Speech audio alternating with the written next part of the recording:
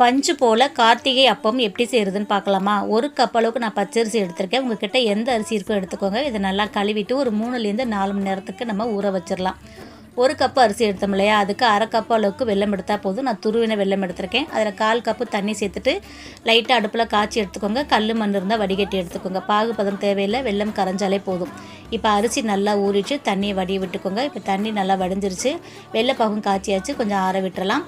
இப்போ மிக்ஸி ஜாரில் அரிசியை சேர்த்துட்டு நல்லா 3/4 பதத்துக்கு அரைச்சி எடுத்துக்கோங்க. இப்போ அரைச்சாச்சு. இது கூடவே பார்த்திங்கன்னா 1/4 மூடி அளவுக்கு தேங்காய் துருவல், ஒரு வாழைப்பழம், நம்ம காய்ச்சி வச்சுருக்கிற வெள்ளைப்பாகு இதையும் சேர்த்துட்டு நல்லா நைஸாக அரைச்சி எடுத்துக்கோங்க. அப்போ தான் உதிராமல் வரும்.